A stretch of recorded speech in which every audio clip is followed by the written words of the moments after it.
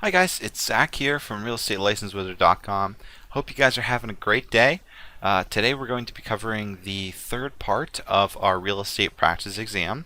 So pretty much we go behind the scenes, look at the questions, answers, and explanations to kind of give you guys an idea of what goes on with some of these questions. That way you guys are super prepared for the exam itself. But yeah, so we had two parts before, and this is the third part. So if you guys haven't watched those, I suggest you do. If not, as always, like I said before, feel free to follow along with the website, realestatelicensewizard.com, click on the exam, or just using, pen and paper or whatnot, but whatever works for you. So let's just jump right into it. So we're going to start off question 81. Condominiums are often abbreviated and called what? Are they condos, corps, cocos, or co-ops? And like before, I'll give you guys a few seconds to kind of come up with the answer. Alright, so hopefully you guys come up with your answer. And the first one is the correct answer. It is condos. So condominiums are basically like an apartment. They look similar to an apartment. However, they're independently sellable and regarded as real estate. We did talk about this in our last video, so I won't go too much in depth. But they are leased. Unlike apartments, they're not leased, whereas apartments, they are leased. But people sometimes get mixed up condos and condominiums, but honestly, they're just the same thing. That's just the abbreviation. People call condos condominiums and vice versa. Like, it's the same thing. So don't worry about that. Don't think too much about it. It's that simple. All right, next question. Okay, so an interest in real property which is held for the duration of the life of a designated person is called is it an estate at will, a fee simple to feasible, a fee simple absolute, or a life estate? Give you guys a couple seconds to come up with the answer there. Okay, so the correct answer for this one is the fourth one. It is a life estate.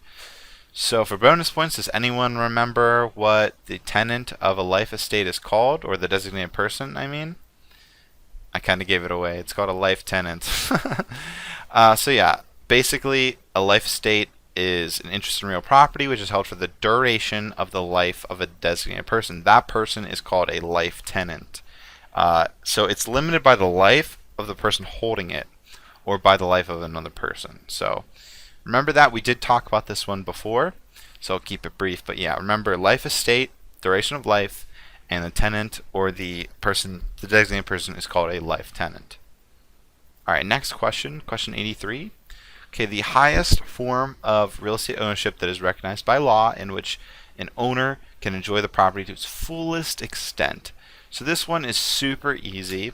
When you think of highest form of real estate, always think of fee simple absolute. So absolute, like it is absolutely number one. It is absolute.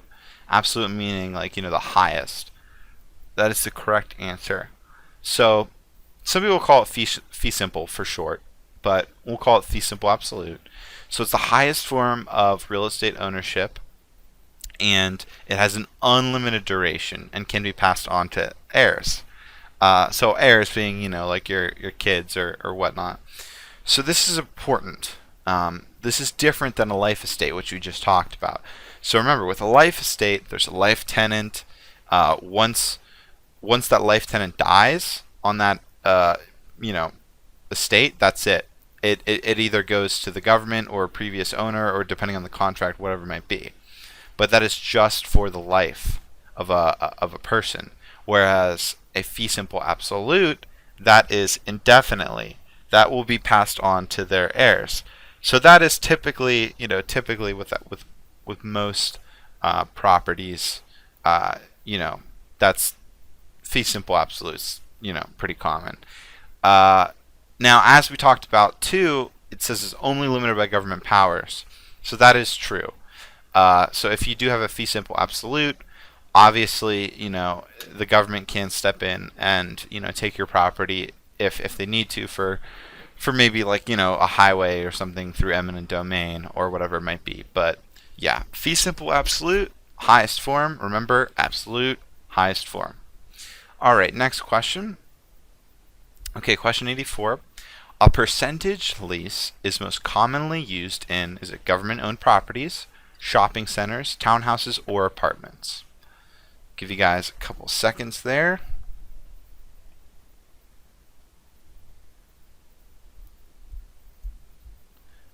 Okay, so the correct answer is the second one, shopping centers.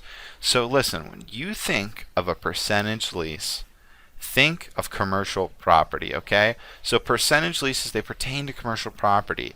It's a rental that's based on a percentage of a monthly or annual gross sales made on the premises. Percentage leases are common with large retail stores, especially in shopping centers. So to explain a percentage lease, I normally give an example. So imagine you are this person who wants to start selling hats. Like, you love hats. You have like this big fascination with hats. So you go to a mall and you're like, hey, like I have all these hats. Like I have my own business. I'd like to open up there. And the shopping center or the mall is like, yeah, like the owner's like, yeah, great. Like, come in. We do have a percentage lease system here. So you need to be familiar with that. And basically, let's imagine your first month you sell, well, I know this is high, but just to keep it simple, let's say you sell, like 100,000 worth of hats. Okay. Well, the shopping center, the mall owner, or whatever it might be, he's going to take a percentage of that. So it will be determined in the contract. So let's say in the contract it's 5%. Well, 5% of that 100,000 is $5,000. Now that is a way that they could do it. Now they could also do like a flat rate and then like a percentage as well. So maybe you pay like $500 monthly, but they also get like a 1% of your sales. So that is another example of a percentage lease. But yeah, it's important to know what that is and kind of how it operates, because it is huge when it comes to commercial property. Okay, next question. Okay, the biggest difference between private and public land use controls are, so these are all a mouthful, so I won't read all these, but take a minute to kind of glance over those, and then we'll go from there.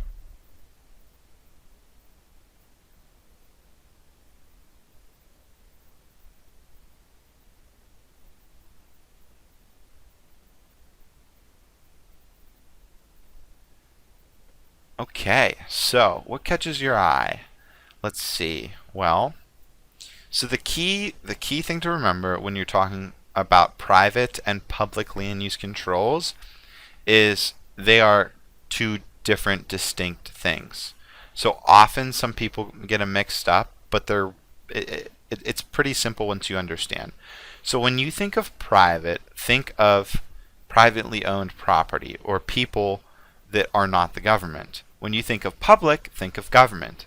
So for this one, the correct answer is the second one. The government does not write or enforce private land use controls, but it does impose and enforce zoning. That is the truth. So remember, there's a clear distinction between the two. When you think of public, think of the government. When you think of private, think of, businesses or people that are not the government. Okay, next question. Ooh, here's a good one. Restrictive covenants are also known as CDOs, bonds, CCRs, or deed restrictions. So if you remember last video, we did talk a little bit about covenants. So for those of you guys who did watch that, hopefully all you did, you'll kind of remember, hopefully you remember, I don't know. Hopefully you remember what this kind of has to do with. So take a minute. Take an educated guess, or go ahead if you know it, guess. Okay, so the correct answer is CCRs. So CCRs are also known as conditions, covenants, and restrictions. So when you hear covenants, just remember CCR. That's part of the abbreviation CCR. The main purpose of a CCR is to maintain the look and feel of a community. So CCRs limit the use of a particular property, condominium, or subdivision. Such restrictions are either written in the deeds or into bylaws for the subdivision, which the deeds will reference. In real estate transactions, restrictive covenants are legally binding obligations written to the deed of a property by the seller. So an example of a CCR would be if you are purchasing a property that's part of a development where they have a strict rule that you're not allowed you're not allowed any more than 2 trees. Let's say that. And if you move in and you decide, hey, you know what, I just want to plant another tree. Well, that's against the CCR. That's legally, it's in the contract that, when you purchase the house and it's in the deed. So you can't do that. That would be, against the covenant. But yeah, that's basically what a restrictive covenant is. So when you think of covenants, think of CCRs. Alrighty. Next one, an example of a deed restriction is what? Let's see. So this kind of has to do what we were just talking about. So I'll give you guys a quick second to think of that.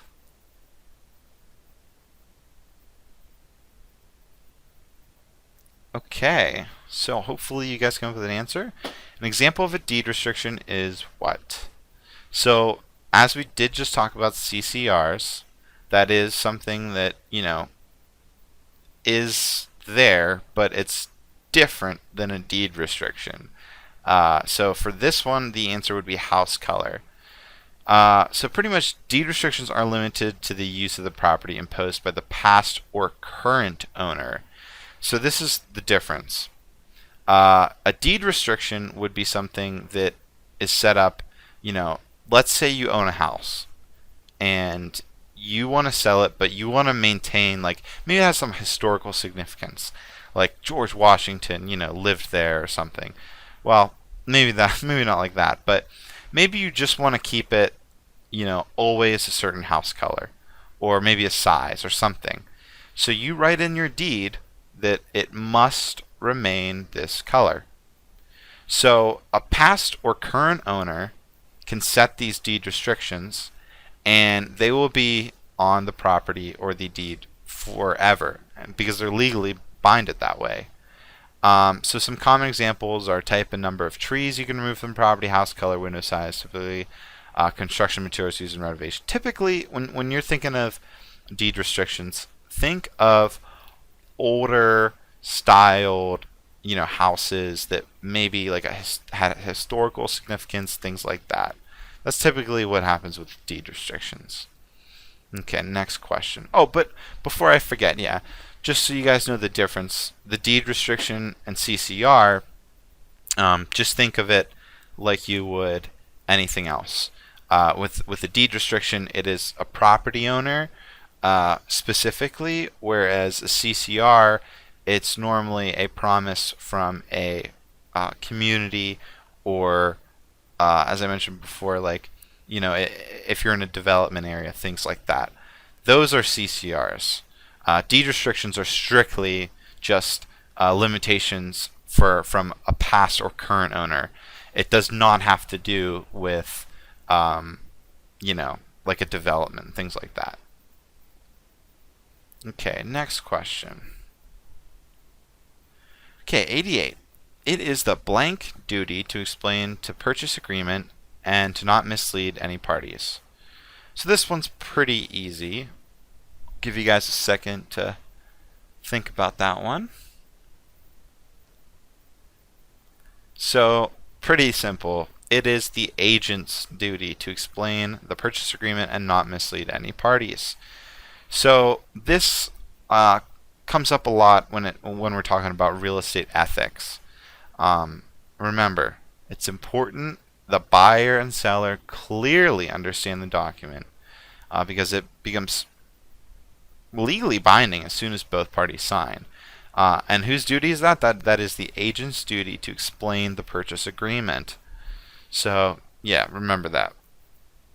Alright, next question. A law that prohibits discrimination in the buying, selling, renting, or financing of housing. These laws prohibit discrimination based on race, religion, color, sex, disability, children, nationality, and more. Is it the Smart Opportunity and Housing Act? Is it the Civil Rights Act of 1866 and 1964? Is it the Equal Credit Opportunity Act? Or is it the Fair Housing Act?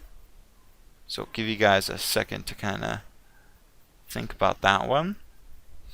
So we do talk a lot about the different acts within our prep course. So if this is something you're struggling with, I highly recommend you guys do check it out.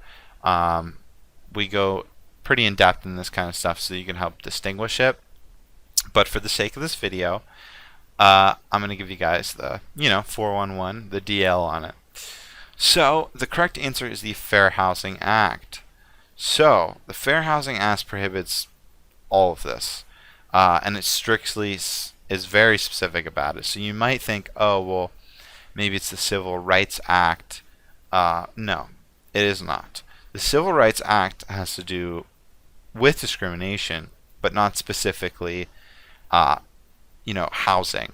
It does talk a little bit about housing, but the Fair Housing Act is what specifically prohibits the discrimination of buying, selling, renting, and financing of housing for like any reason. So not just race. It does race, religion, color, sex, disability, children, like anything. Okay, next question. Question number 90. An example of an antitrust violation is buying a house in another state without a real estate license, transferring funds from one bank to another through escrow, selling a house without a real estate license, or dividing territories. So I'll give you guys a minute to think about that one.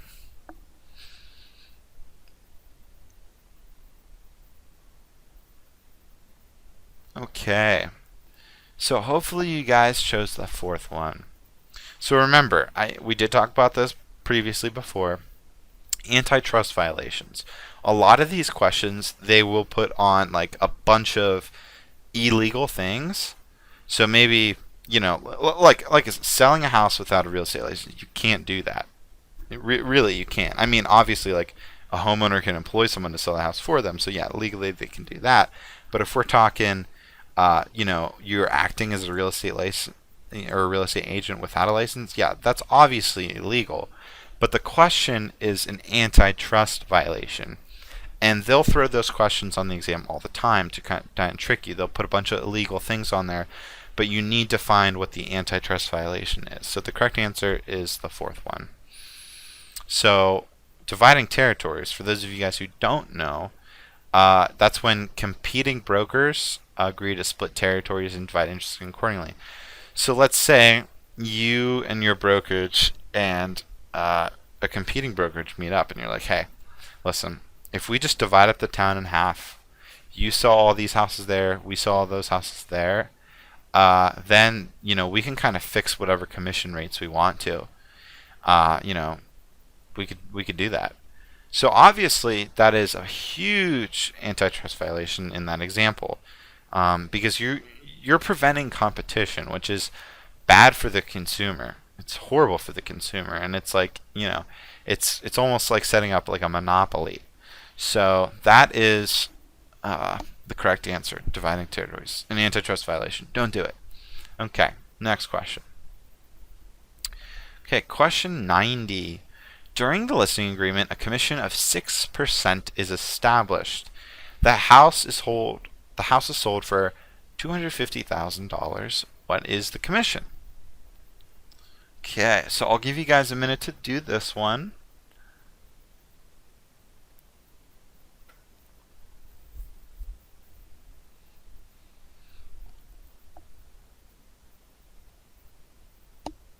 So hopefully you guys remember the formula for commission.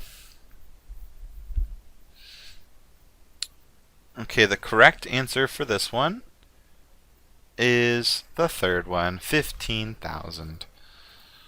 So, pretty simple. Just times whatever percentage you have by the total price of the house.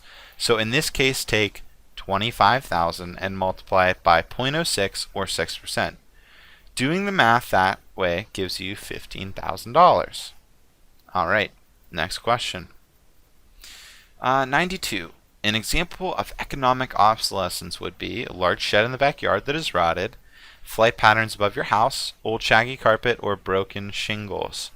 Okay, give you guys a second to answer that one.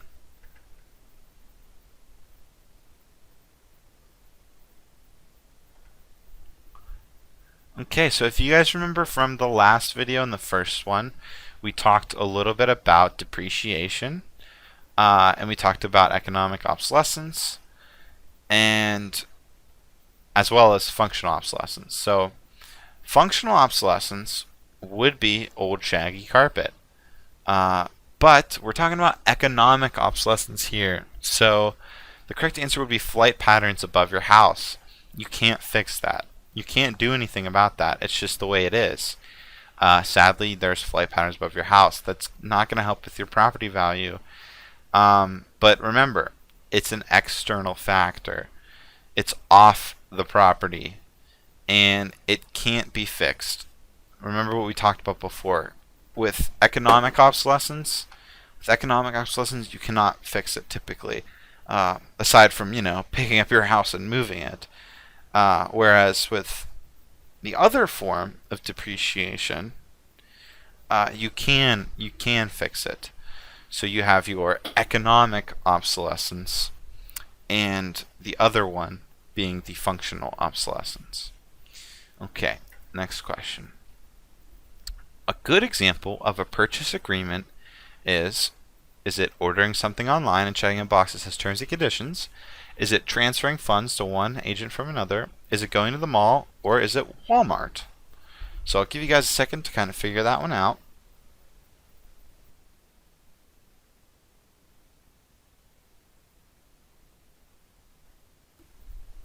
Okay, so hopefully you guys came up with the correct answer on that one. It's pretty simple. It's going to be ordering something online and checking a box that says terms and conditions. Oops, accidentally clicked past that. Well, I can still explain it anyway. So pretty much, if you're ordering something online and checking a box that says terms and conditions, that, believe it or not, is a contract. That is legally binding. You are agreeing. And that is a purchase agreement. So sometimes, websites will ask you, and let's be honest, most people don't read that stuff, but it is a legally binding contract. So with real estate purchase agreements, they are the same, but at a larger scales. Larger scale. So when you are, going through these contracts with your clients, they should read it. Because there are a lot of things that are incredibly important, and you want to make sure that they are familiarized with them. And as I mentioned before, it is the real estate agent's duty to inform the buyer and the seller of the contract provisions in the contract itself. Okay, so next question number 94. A regulation that aims to give all legal individuals an equal opportunity to apply for loans.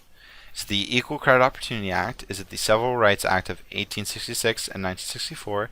Is it the Credit Consumer Act, or is it the Fair Housing Act? Give you guys a second to come up with the answer for that one.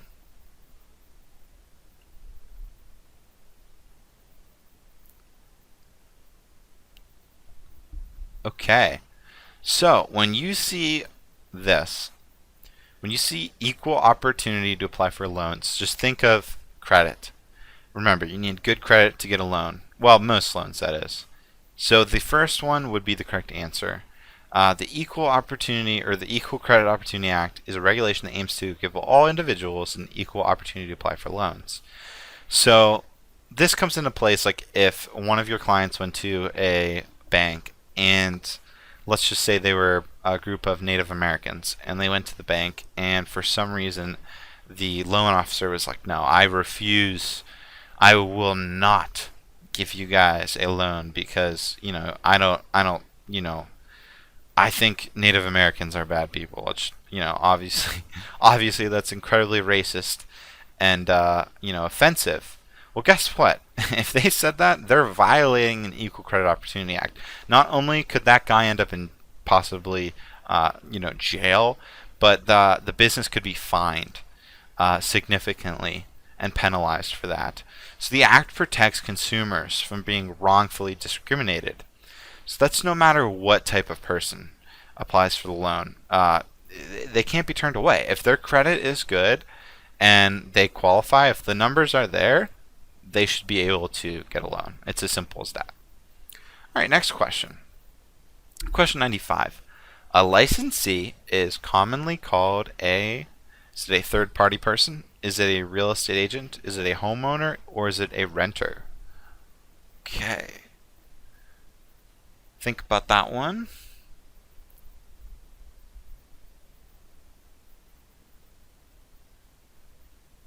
So you guys probably know this from your pre-licensing work. If not, that's okay. But a licensee is quite simply commonly called a real estate agent. So when you see that on the exam, just think of, oh, that means a real estate agent. Now, it's important to note that that doesn't mean, a real estate broker, but it does mean a real estate agent per se. So, it could be a real estate broker, but if you're being specific, it is a real estate agent, someone who practices real estate. They pass their classes, they pass their exam, and it's the starting point for most real estate professionals, probably like yourself. All right, next question. Surface rights are the rights to use. Surface rights are the rights to trees, ferns, and other plants, the rights to use rocks, soil, or hard objects, the rights to use the surface of the earth, or the rights to the natural resources lying below the earth's surface. So if you remember, we did the opposite of this prior, which is kind of a good hint. If you guys remember. So if you remember, we did subsurface rights. We did that, I think, in the last video, or maybe it was the first one. But we did subsurface rights, which, if you remember, were the rights to the natural resources lying below the Earth's surface. So in this case, it would be the rights to use the surface of the Earth. It would be the third one. But yeah, so as we mentioned before, a landowner can sell his rights to the subsurface and keep his surface rights, things like that. It's important to know the difference and distinguish the two. All right, next question, 97. Okay, so the agency that enforces all federal environmental rules and regulations. So is it the EPA, SDWA, SARA, or CERCLA, or CER, CLA? Give you guys a second to guess or educate yourselves and kind of make an educated guess, or if you know it, answer correctly. Okay, so a little hint. This was established by an executive order by President Richard Nixon. And the correct answer is the first one. It is the EPA. So as I mentioned before, it is so crucial you guys understand the difference between all these. These do come up on the exam. We do cover these pretty thoroughly in our prep course, so if that's something you're interested in, check that out. But pretty much the EPA is the federal agency responsible for dealing with all environmental issues. Now, it does obviously get a little different depending on state by state, but from a federal level, just know it's the EPA. Okay, next question. Question 98. A buyer of a home was not informed that his house was on a septic tank system. The buyer has the right to nothing if the contract is signed, sue the title company for failure to discover the problem, sue the broker for his license, or rescind the contract. Which one is it? Give you guys a second to think about that one.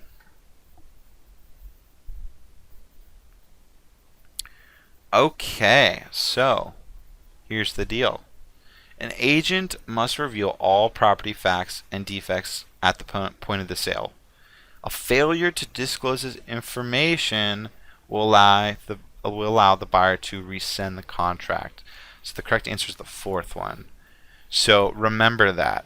They can't sue the title company. Nothing can't happen. No, things can happen. If a buyer is not informed, they can rescind the contract, meaning the contract is voided. It's canceled. It's as simple as that. So it's important to disclose all information during a transaction because, as we mentioned before, it is a real estate agent's duty to inform the buyer and the seller about everything. Everything. Remember, you have to be transparent. The best real estate agents, they're transparent. Okay, next question. Question 99. Okay, which of the following can be achieved by dividing the price of the property by the rent that is produced? Is it the gross rent multiplier, the economic value, the capitalization rate, or the interest rate? So this one should be pretty easy. I'll give you guys a couple seconds to think about that though.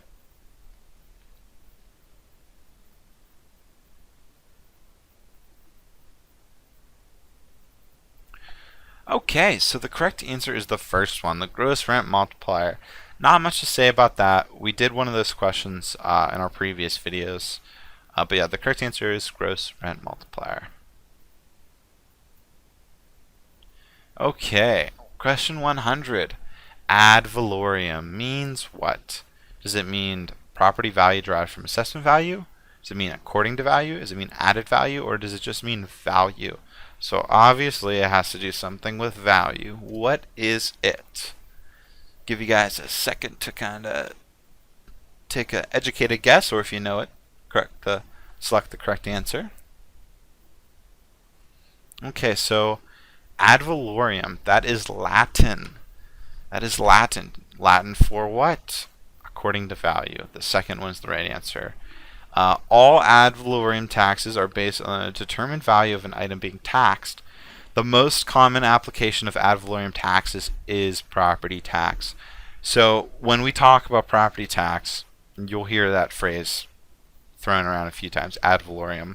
It's important to know that because, as I mentioned before, they love to throw in vocab on these exams, and that's hopefully why you're here. You realize that. Okay, next question.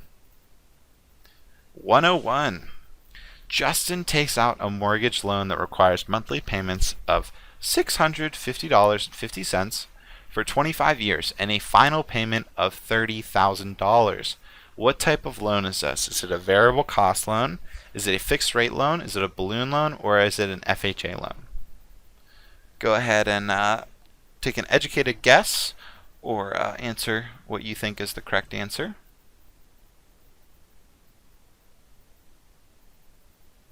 Okay, so the correct answer is balloon loan. So do you guys remember in I think it was the last video, we talked about balloon payments? Yeah, so that 30,000 right there, that would be the balloon payment of a balloon loan. So it does not fully amortize over the term. Ornamization is when payments divide into equal amounts for the duration of the loan. So it does not do that. So a balloon loan is different, as in payments are divided and then the most substantial payments are at the very end, called a balloon payment.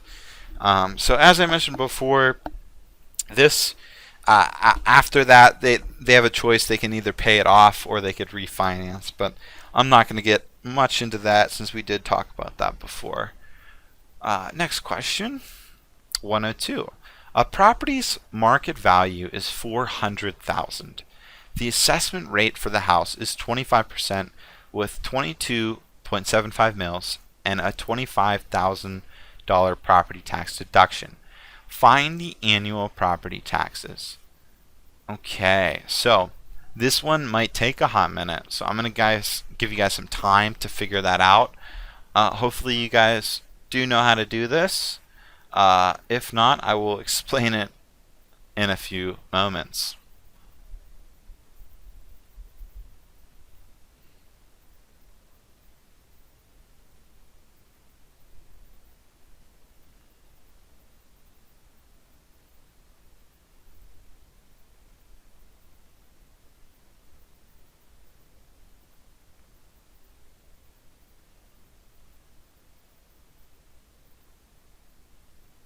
Okay, so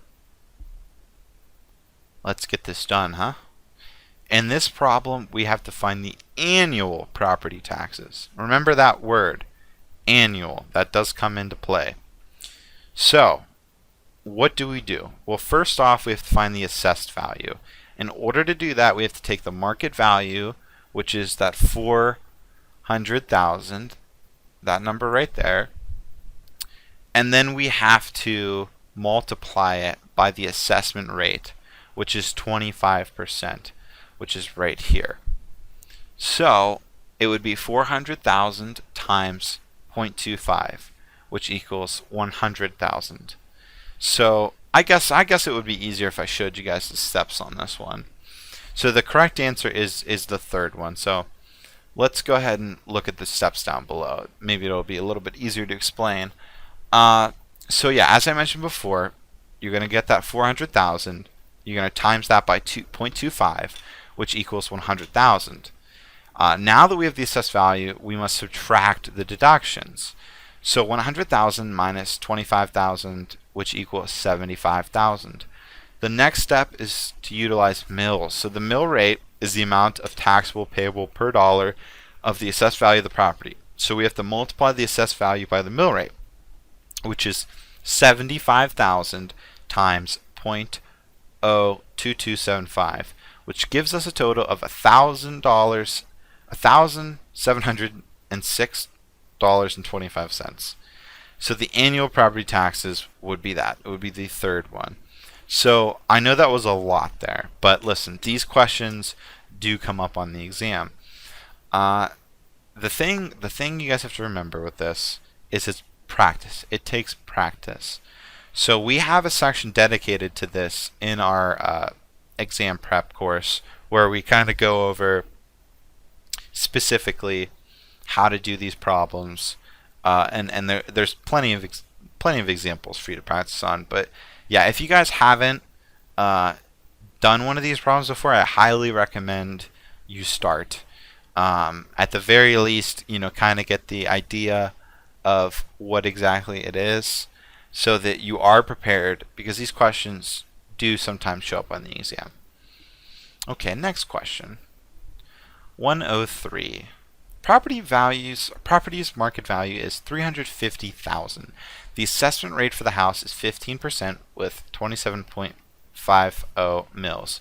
Find the annual property taxes. Okay, so it's similar to the last question, and I'll give you guys a second to kind of figure this one out. So now that you guys kind of know how to do this, I'll give you guys a second.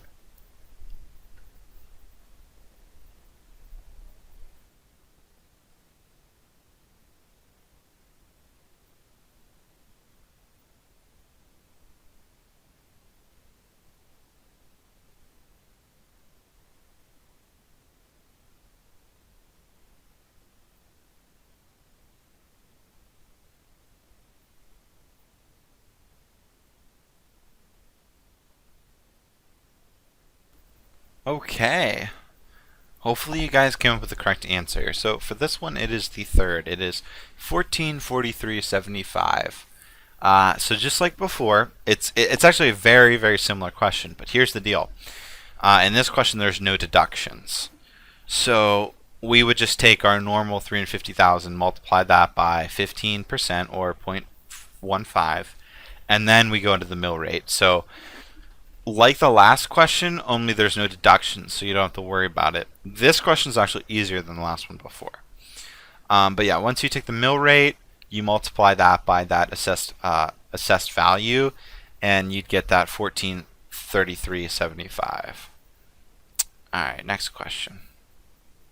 Alrighty, escheat. Escheat is what? Is it when a property owner dies and leaves no proper documented inheritance plan and the property ownership reverts to the government? Is it when the property owner dies and leaves no proper documented inheritance plan and the property ownership reverts to his or her heirs? Is it when a property owner sells their property and the local government gets a portion of the sale? Or is it when a property owner sells their property and the government gets a portion of their sale? So not local government, but just the regular government. Give you guys a second to think about that one.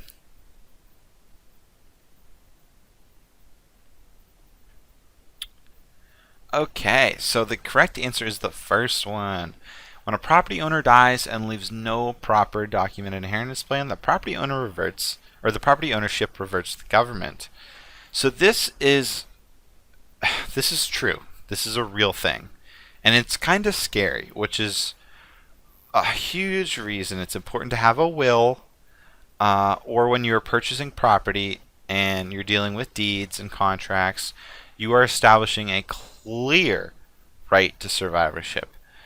When you are handling that, or I mean, I guess I should say when you as an agent are handling these things, it's important that you're letting your clients know, hey, like, this is a real thing. This does happen, and you need to be protected. So it's always a good idea to have a will, and to have the proper explanation for, you know, what happens if, God forbid, the property owner passes away.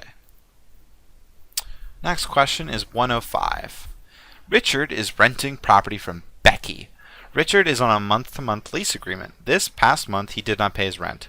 Richard's interest would be classified as an estate for years, an estate of periodic tenancy, an estate of sufferance, or an estate at will. So I'll give you guys a few seconds to kind of come up with the answer for that one. Okay. Hopefully you guys came with the answer. The answer is estate at sufferance. It's the third one.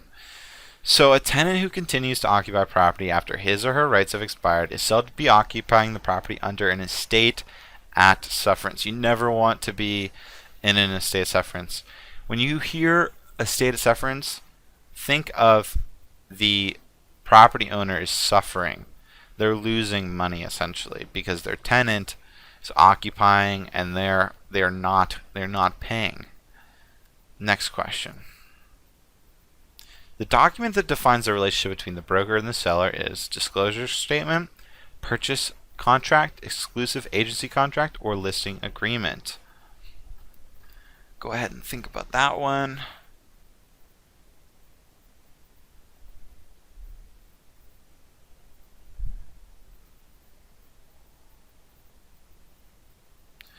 Okay, so here's the deal. It's kind of a tricky question. A disclosure statement, a purchase contract, and an exclusive agency contract are all legal contracts. But listen, the document that defines the relationship between the broker and the seller is a listing agreement. That one's kind of a tricky one. I've seen a lot of people get confused with that. It's another one of those questions where you have to remember kind of why they're asking the question and specifically what the question is. A lot of times these tests, they'll throw in kind of right answers, but not exactly right, or not specifically answering the question. So all those three are contracts, and they are documents, and they're all legal, but the listing agreement is the one that defines the relationship. Okay, next question. Under a lease for a commercial property, a tenant agrees to pay $3,000 a month plus 4% of the gross monthly sales. This type of lease is called a percentage lease, triple net lease, double net lease, or single net lease. Give you guys a second to think about that.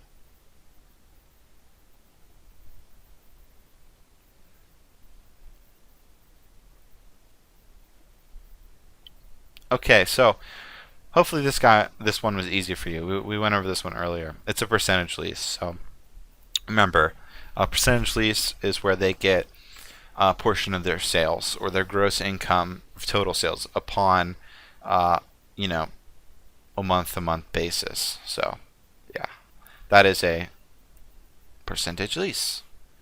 Next question.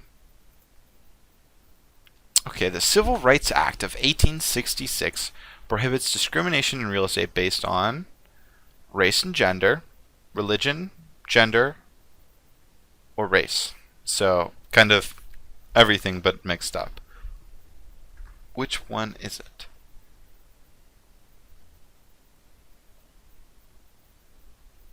So, it's crazy to believe the Civil Rights Act happened in 1866, but it's true. Discrimination did follow.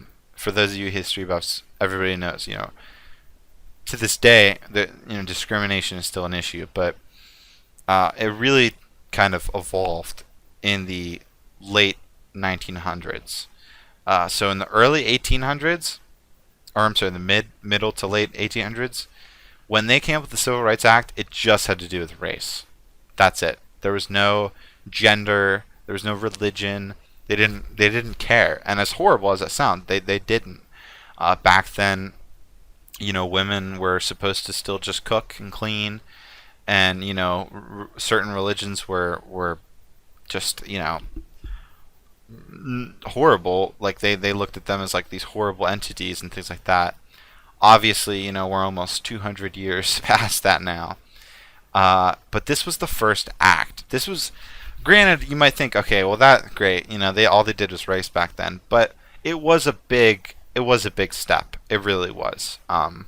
It was probably the first step into really changing the environment, which is our ecosystem of how we treat people within the country of the United States.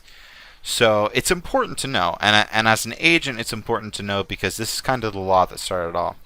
This was the foundation of eventually the other civil rights acts. Eventually it became the foundation of, when we talk about what we were just talking about, the Equal Credit Opportunity Act or even the Fair Housing Act. The Civil Rights Act of 1866, it started it all. It started everything.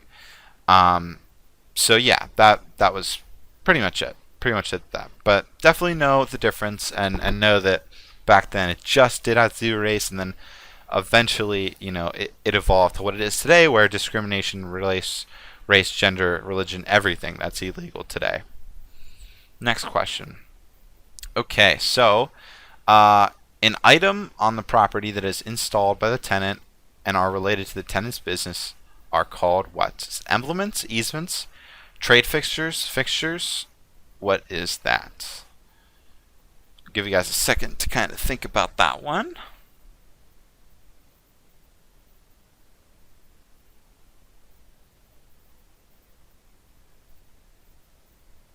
Okay.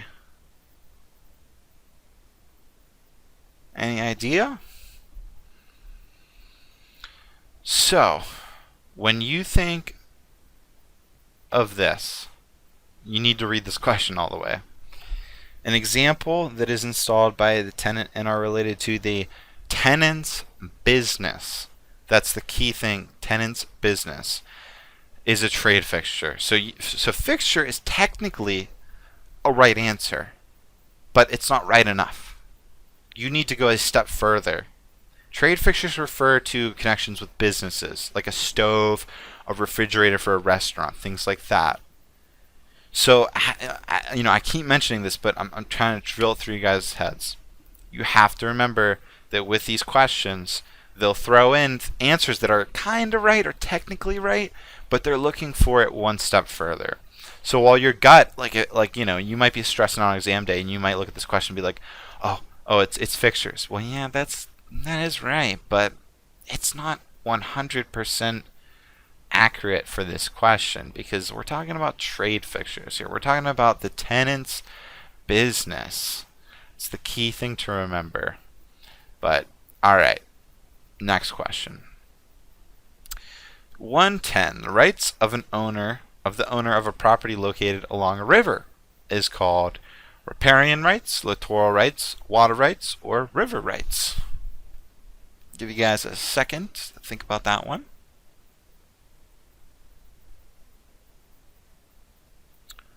So, pretty easy one. At least, I think so. When you hear riparian, think of river. River, riparian. The correct answer is the first one. When you think of littoral, think of lake. River, riparian. Littoral, lake. Under riparian rights, all owners who properties adjoin a river or stream have the right to make reasonable use of it as it flows through or over their properties. The only limitation owners have is they cannot stop or prevent the flow of water. Riparian rights vary from state to state, but most grant unrestricted use, meaning that they have access to it for swimming, boating, fishing, things like that. But yeah, it's super, super important to remember the difference. Let's do the next one. 111. Alright, Josh agrees to represent Susan in the sale of her home. The listing contract states that Josh will receive a fee of $15,000 from Susan at closing. Regardless of the sales price. Is this a legal and valid form of compensation? So is it yes, compensation can be determined different ways as long as the seller and broker agree? Is it yes, since the fee is lower than the United States regulated minimum, it is legal? No, the fee has to be given before closing, otherwise it's voided. No, flat fees are illegal. So go ahead and think about that one.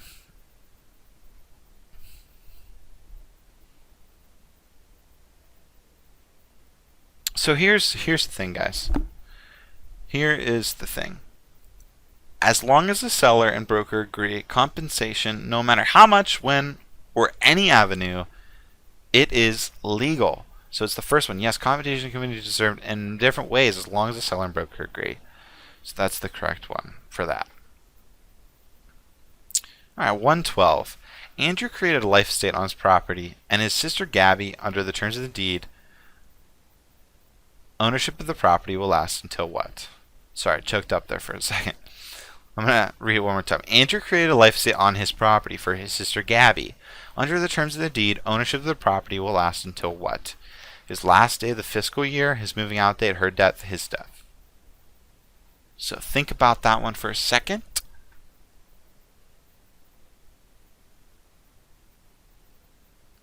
Okay, so the correct answer is her death. It's true, it's true. So you might have thought, oh, it's his death.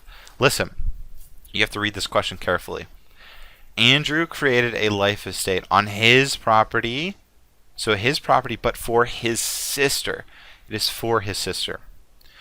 So when he created a life estate, it doesn't matter if it was, well, yeah, I guess it does matter. It's on his property, but it's for his sister Gabby. It could be for his sister Rachel. It could be for his brother, Richard. Who knows? But if you hear it as, oh, it's for somebody else, it's going to last until their death. Not the original person. And they can do that. But, and remember, that designated person is called a life tenant. But it's kind of a trick question. Because in this case, since Andrew created a life estate for his sister, it lasted until her death. But, alright. Next question. Okay, 113. When a furnishing company creates materials for the construction of a house and is subsequently not paid, it may file an bank lien, financial lien, furnishing lien, or a mechanics lien. Go ahead and think about that one.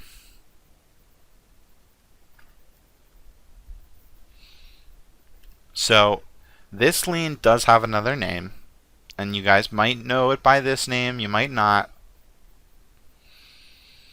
Any ideas, guys? Any guesses? Any correct, educated answers? Hopefully you guys got it right. It's the fourth one. It's a mechanics lien. So, mechanics lien, also called a construction lien, is placed for non-payment for work you had done on the property.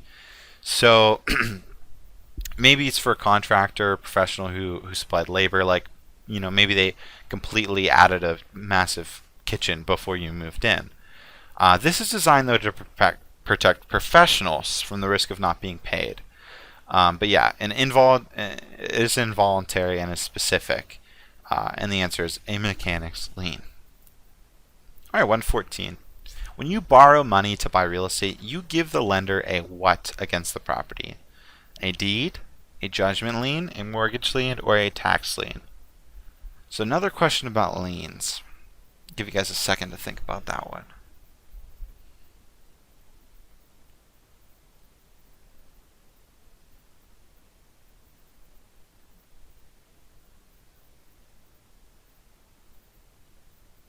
Okay.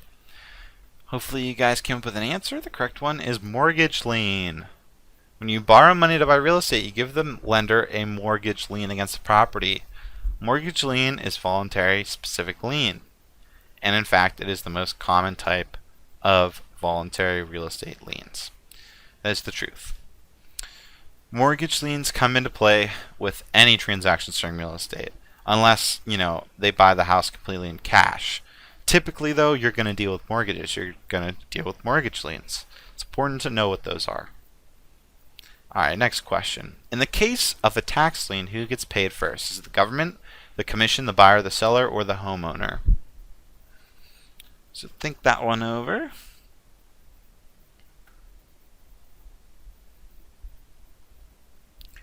So, who gets paid first? Well, take a guess. It's the government. Remember, guys, the government, when it comes down to it, they get the final say in most of these situations. And the important thing to remember in this is that they get paid first in terms of money distribution. So, if you guys didn't know, tax liens are imposed by the federal, state, or local government based upon back property taxes that are due. Not only can they seriously impact your credit report until they're paid off, but they can prevent you from selling the property. But yeah, the important thing to remember is the government gets paid first. Alright, next question, 116. Which of the following could not be considered real property? A mortgage, mineral rights, an easement, or a fixture? So this one's pretty easy. We'll kind of just go through this one quickly. The correct one is a mortgage. So obviously, mineral rights, easements, fixtures, you guys should know which each one of those words are, but they are all considered real property because they are. It's simple as that. With mineral rights, they're physical. They could be underneath the ground, whatever it might be. And then it could be business related as well. An easement also comes into play as real property, as well as a fixture. Because all of these things typically have to do with real property, and in this example, had to do with like businesses. But yeah, mortgage is not considered real property. It's not even considered personal property. It's not even like it's just kind of just there. So next question. A balloon payment. So a balloon payment is a large payment during the term or at the end of the payment schedule. Is it a variable mortgage cost, a small monthly payment, or is it package mortgage? Another easy one for those of you guys who have been paying attention and not just putting me on in the background while you do the dishes. The correct one is large payment during the term or at the end of the payment schedule. So as we mentioned before, with balloon payments, they're normally at the end, and it is the lump sum. It's a massive, think of a balloon. Yeah, pretty easy there. Okay. 118. What party usually pays the loan origination fee on an FHA or Federal Housing Administration loan? Is it the real estate agent? Is it the borrower? Is it the broker or the bank? Okay, think about that one for a second.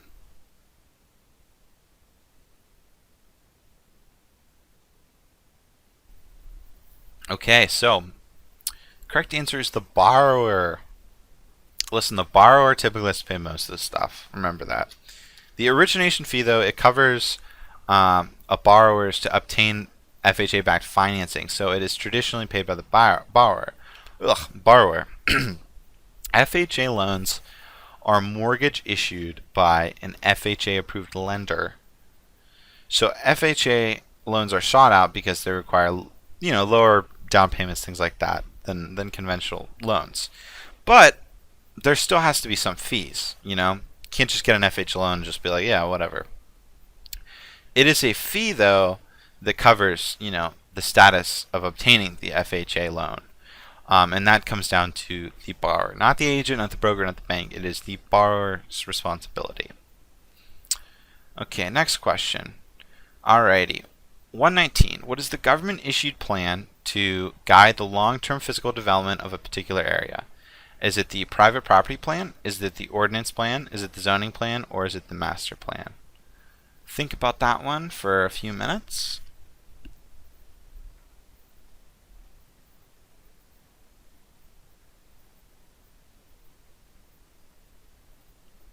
Okay, so we do talk about this in our prep course, but the government issued plan to guide the long-term physical development of the particular area is the master plan. It's the comprehensive plan, aka master plan. Is a document prepared by local governments to guide growth and development. So it's generally a plan looking 10 to 20 years in the future of the area. They can plan out neighborhoods, cities, like where they're going to put potential like businesses, things like that. But yeah, it's the comprehensive plan that local governments or bigger governments use to plan development of an area. All right, question 120 and our last question. One individual or married couple in business alone, the most common form of a business structure. Is it the LLC or limited liability company? Is it a single cooperation? Is it a limited partnership? Or is it a sole proprietorship? The single most common form of business structure. The correct answer is a sole proprietorship. Yes, so this is one individual or married couple in business alone, and it is the most common. But yeah, so as I have talked about before in the previous videos, guys, it's important to know these different types of business structures. They do come up on the exam, and it also is just good to know because you are getting into the business world. But yeah, so guys, we did it. That was 120 questions. We might, in the possible future, add more questions, and maybe I'll do another video where we go through, another 40 questions. But as of right now, we did all 120 questions together. So thank you guys so much for watching. If you haven't yet, please give this video a thumbs up. Subscribe for more information. If you guys are interested in taking the prep course, as I mentioned before, go to realestatelicencewizard.com. All of our information's on there. If you guys do want to take the exam again, feel free to, go on our website. Like I said, go on the exam, try it out. Study. The biggest, if you guys are going to take away anything from these videos, it's that you guys need to be prepared. And the best way to prepare is with a practice exam and understanding vocab. And we offer both those things at our site. We offer that free exam, and we offer hands-on learning with our prep course where we kind of go in depth and we talk about everything else, vocab, things like that. So, all right, guys. Well, thanks again so much for watching. It's been a pleasure. I hope you guys have a fantastic week, day, month, whatever, and I'll see you guys next time.